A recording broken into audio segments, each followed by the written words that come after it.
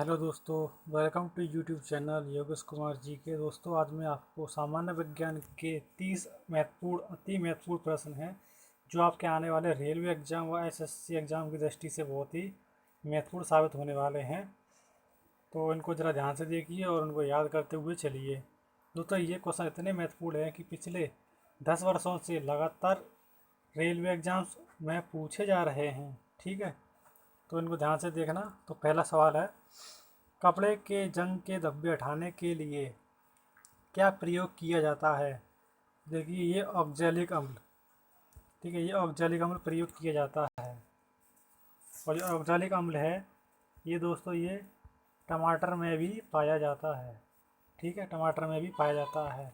अगला क्वेश्चन है, मानव जगत का सबसे बड़ा संघ कौन सा है? तो देखिए, ये संघ है आर्थ्रोपोडा। ठीक है, आर्थ्रोपोडा मानव जगत का सबसे बड़ा संघ है। इस आर्थ्रोपोडा संघ में तिलचट्टे, कीड़े मकोड़े, सभी प्रकार के छोटे मोटे जीव जंतु आते हैं। ठीक है, अगला प्रश्न है, चांदी का अयस्क क्या है? तो देखिए, चांदी का अयस्क है वो है हॉर्न सिल्वर। ठीक है, चांदी। और चांदी का जो फॉर्मूला होता है वो है एजी तत्व से हम इसको दर्शाते हैं। ठीक है, चांदी जो है, और इसका परमाणु क्रमांक होता है 47। ठीक है, अगला क्वेश्चन है, कैल्शियम कार्बाइड पर जल की प्रतिक्रिया द्वारा उत्पन्न गैस कौन सी है? तो देखिए, ये गैस है एसिटिलीन गैस। ठीक है, अगला प्रश्न है, किस तापमान पर सेल्सियस और फ़ारेनहाइट एक मान प्रदर्शित करते हैं? तो देखिए दोस्तों, ये है -40 डिग्री सेल्सियस पर। -40 डिग्री सेल्सियस पर तापमान पर सेल्सियस और फ़ारेनहाइट एक ही मान प्रदर्शित करते हैं। ठीक है, अगला क्वेश्चन है, पिंच ब्लेड किस तत्व का अयस्क होता है? तो देखिए, जो पिंच ब्लेड होता है ये यूरेनियम का अयस्क होता है। ठीक है, और यूरेनियम का जो परमाणु क्रमांक है वो होता है 92। ठीक है, यूरेनियम का परमाणु क्रमांक 92 यानी 92 होता है, 92 है। अगला क्वेश्चन है, कृत्रिम सुगंधित पदार्थ बनाने में क्या प्रयोग किया जाता है? तो देखिए, कृत्रिम सुगंधित पदार्थ बनाने में एथिल एसीटेट का प्रयोग किया जाता है। ठीक है, अगला क्वेश्चन है, सबसे छोटी जीवित कोशिका कौन सी है? तो देखिए, सबसे छोटी जो जीवित कोशिका है ये है माइकोप्लाज्मा। ठीक है, माइकोप्लाज्मा सबसे छोटी जीवित कोशिका है। अगला क्वेश्चन है, प्रकाश संश्लेषण की क्रिया सबसे अधिक किस रंग में होती है? तो देखिए, जो प्रकाश संश्लेषण होता है वो लाल रंग में सर्वाधिक होता है। ठीक है, प्रकाश संश्लेषण में जो ऑक्सीजन, ठीक है, ऑक्सीजन गैस वो निकलती है। ठीक है, अगला प्रश्न है, रॉकेट की गति किस पर आधारित होती है? जो रॉकेट जो है किस सिद्धांत पर कार्य करता है? तो देखिए, ये जो है संवेग संरक्षण के सिद्धांत पर रॉकेट जो है कार्य करता है। ठीक है, अगला प्रश्न है, निकट दृष्टि दोष जिसे हम मायोपिया भी कहते हैं कैसे दूर किया जाता है? निकट दृष्टि दोष कैसे दूर किया जाता है? तो देखिए, एक लेंस होता है जो अवतल लेंस, इसे अवतल लेंस कहते हैं। इस अवतल लेंस के द्वारा निकट दृष्टि दोष दूर किया जाता है। ठीक है, अगला प्रश्न है, दूरदृष्टि दोष कैसे दूर किया जाता है? देखिए, दूरदृष्टि दोष को हम हाइपरमेट्रोपिया भी कहते हैं। तो इसको किस लेंस के द्वारा दूर किया जाता है? तो ये दूर किया जाता है उत्तल लेंस के द्वारा। ठीक है, उत्तल लेंस के द्वारा दूरदृष्टि दोष को दूर किया जाता है। ठीक है, अगला प्रश्न है, हाइड्रोजन बम किस सिद्धांत पर कार्य करता है? तो जो हाइड्रोजन बम है वो नाभिकीय संलयन पर कार्य करता है। नाभिकीय संलयन का मतलब है कि दो पदार्थों को जोड़ने वाला, दो या दो से अधिक पदार्थों को जोड़ने वाला, इस प्रकार से। ठीक है, ठीक है, अगला प्रश्न है, परमाणु बम किस सिद्धांत पर आधारित है, या परमाणु बम किस सिद्धांत पर कार्य करता है? तो देखिए, ये जो नाभिकीय विखंडन होता है, नाभिकीय विखंडन सिद्धांत पर ही परमाणु बम कार्य करता है। ठीक है। अगला प्रश्न है,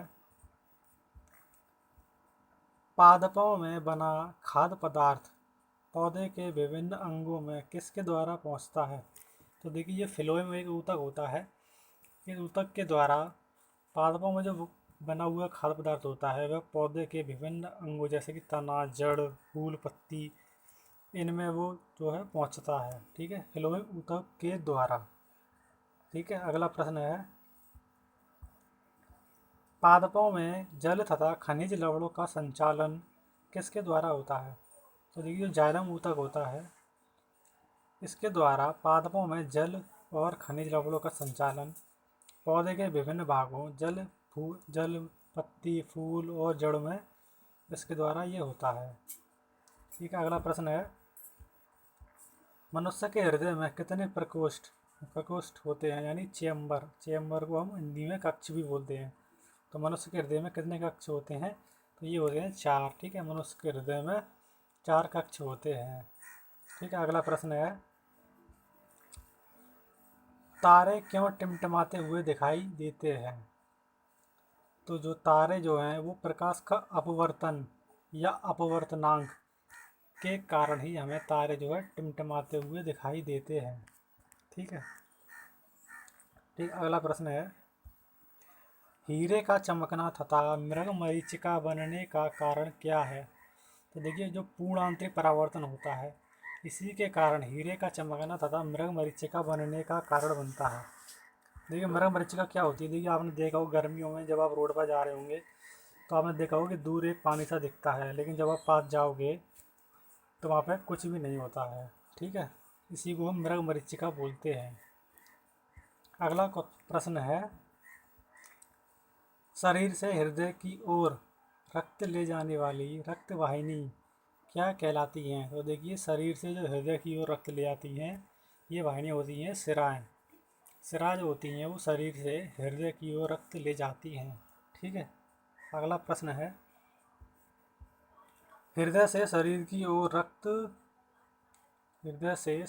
ओर रक्त ले जाने वाली रक्त वाहिनियाँ क्या कहलाती हैं? तो देखिए, ये धमनियाँ होती हैं। ये धमनियाँ जो हैं वो हृदय से शरीर के विभिन्न अंगों तक रक्त ले जाने वाली वाहिनियाँ होती हैं, ये हैं धमनियाँ। ठीक है। अगला प्रश्न है, रक्त का थक्का जमने में कौन सा विटामिन सहायक होता है? तो देखिए, जो रक्त का थक्का जमने में जो विटामिन सहायक होता है वो है विटामिन के। ठीक है। तो विटामिन के को हम फिलोक्विनोन भी कहते हैं। विटामिन के का रासायनिक नाम है, तो देखिए ये है फिलोक्विनोन। ठीक है, ये विटामिन के का रासायनिक नाम है। अगला प्रश्न है, इलेक्ट्रॉन त्यागने और ग्रहण करने की प्रवृत्ति क्या कहलाती है? तो देखिए, जो इलेक्ट्रॉन त्यागने और ग्रहण करने की जो प्रवृत्ति है वो ऑक्सीकरण एवं अवकरण, ठीक है, वो कहलाती है। इलेक्ट्रॉन त्यागने को हम ऑक्सीकरण कहते हैं, त्यागना यानी कि देना, और ऑक्सीजन और इलेक्ट्रॉन ग्रहण करने की प्रवृत्ति को हम अवकरण कहते हैं। ठीक है। अगला प्रश्न है, ऐसे परमाणु जिनके परमाणु क्रमांक समान होते हैं परंतु द्रव्यमान संख्या जो है भिन्न भिन्न होती है उन्हें हम क्या कहते हैं? देखिए, उन्हें हम कहते हैं समस्थानिक। समस्थानिक क्या होते हैं कि हम हाइड्रोजन को लेते हैं। ठीक है, हाइड्रोजन के 3 समस्थानिक होते हैं। हाइड्रोजन के 3 समस्थानिक होते हैं। ठीक है, पहला होता है प्रोटियम। ठीक है, प्रोटियम, ड्यूटेरियम और तीसरा होता है ट्राइटियम। ठीक है, ट्राइटियम। ठीक है, तो इनके जो प्रोटियम होता है, प्रोटियम का जो सूत्र होता है वो होता है, प्रोटियम का जो होता है 1H1। ठीक है, जो समस्थानिक होते हैं इनके परमाणु क्रमांक समान होते हैं। देखिए, जो परमाणु क्रमांक है ये होते हैं नीचे वाले, ये तीनों में ही ये 1H1 प्रोटियम, ड्यूटेरियम में 1H और 2, ये भी परमाणु क्रमांक समान है। और ट्राइटियम में होते हैं 1H3, ठीक है। और ये परमाणु क्रमांक इसमें भी समान है। तो नीचे वाली संख्या होती है उन्हें कहते हैं परमाणु क्रमांक, और जो द्रव्यमान संख्या होती है ये होती है ऊपर वाली, ये होती है भिन्न भिन्न, ठीक है। ये होती है भिन्न भिन्न, जैसे कि पहले में 1 है, दूसरे में 2 है, तीसरी में 3 है, ठीक है। इनको हम समस्थानिक कहते हैं। अगला प्रश्न है, और देखिए जो सबसे अधिक समस्थानिक वाला तत्व है, ठीक है, जो सबसे अधिक समस्थानिक वाला तत्व है ये है पोलोनियम। पोलोनियम का परमाणु क्रमांक जो होता है वो होता है 84, ठीक है, 84 होता है। परमाणु द्रव्यमान होता है 209, यानी एटॉमिक मास, ठीक है, पोलोनियम का। अगला प्रश्न है, ऐसे परमाणु जिनकी द्रव्यमान संख्या तो समान होती है लेकिन परमाणु संख्या भिन्न भिन्न होती है, उन्हें हम क्या कहते हैं? तो देखिए हम उन्हें कहते हैं समभारिक, ठीक है, समभारिक कहते हैं। जैसे कि आर्गन होता है, यानी कि आर्गन। अब आर्गन का जो परमाणु क्रमांक होता है 18 आर्गन, और इसका परमाणु भार होता है 40, ठीक है, ये होता है 40 आर्गन। जैसे पोटेशियम को होता है, पोटेशियम यानी कि के, पोटेशियम का परमाणु क्रमांक होता है 19 के, परमाणु भार होता है 40, ठीक है। और ऐसे ही होता है कैल्शियम का परमाणु क्रमांक होता है 19, ठीक है, और परमाणु भार होता है 40। तो देखिए दोनों में जो परमाणु भार है यानी द्रव्यमान संख्या है वो समान है, लेकिन जो परमाणु संख्या है वो अलग अलग है, 18, 19 और ये 20, ठीक है। तो इन तत्वों को हम समभारिक कहते हैं, यानी जिनके भार समान है, जिनके घातें छड़ी हुई हैं, इन्हीं को हम द्रव्यमान संख्या कहते हैं, ठीक है। आशा करता हूँ कि आपको यह समझ में आ चुका होगा, ठीक है। अगला प्रश्न है, एलपीजी गैस में गंध के लिए, जो एलपीजी गैस में हमें जो गंध आती है उसके लिए क्या मिलाया जाता है? तो देखिए इसके लिए हमें मिलाया जाता है मिथाइल मरकैप्टन। इसी की मदद से हम ये जान पाते हैं कि जो एलपीजी गैस है वो लीक कर रही है या नहीं, या रिस रही है या नहीं, ठीक है। अगला प्रश्न है, जल में घुलनशील विटामिन कौन सा होता है? तो देखिए जल में जो घुलनशील विटामिन होते हैं वो होते हैं बी और सी, ये दोनों ही जल में घुलनशील विटामिन होते हैं, ठीक है। प्रश्न है, वसा में घुलनशील विटामिन कौन सा है? तो देखिए वसा में जो घुलनशील विटामिन होता है वो होता है ADE, ठीक है। ये चारों जो है वो वसा में घुलनशील विटामिन होते हैं, जिसे हम कीड़ा भी कह सकते हैं, ठीक है, जिसे हम कीड़ा भी कह सकते हैं, ठीक है, KED और A, ठीक है। अगला प्रश्न है,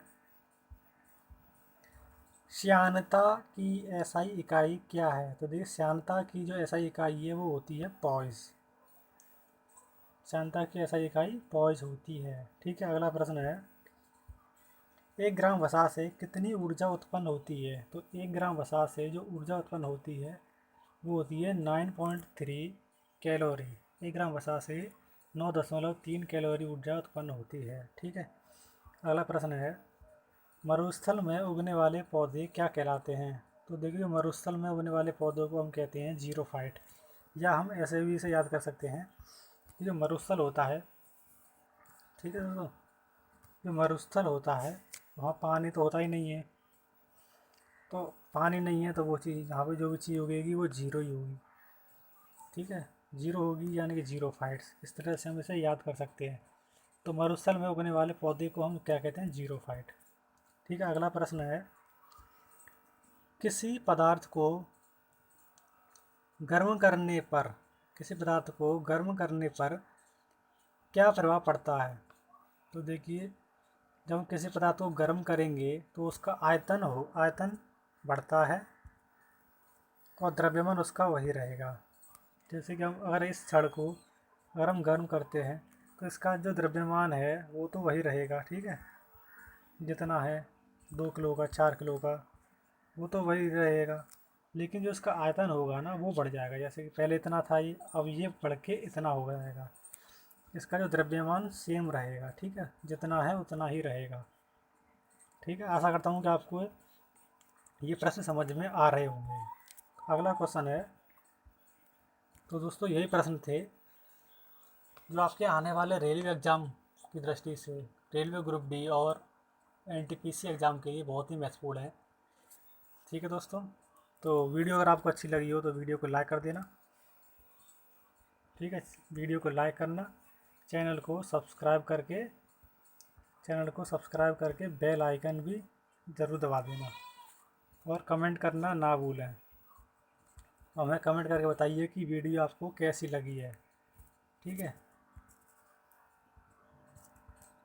और वीडियो को शेयर ज़रूर कर दें, वीडियो को शेयर ज़रूर करना और सब चैनल को सब्सक्राइब कर दें। हमारी इसी तरह की वीडियो की इंफॉर्मेशन पाने के लिए चैनल को सब्सक्राइब करके बेल आइकन दबा दें। ठीक है, तो मिलते हैं आपसे अगली वीडियो में, तब तक के लिए धन्यवाद।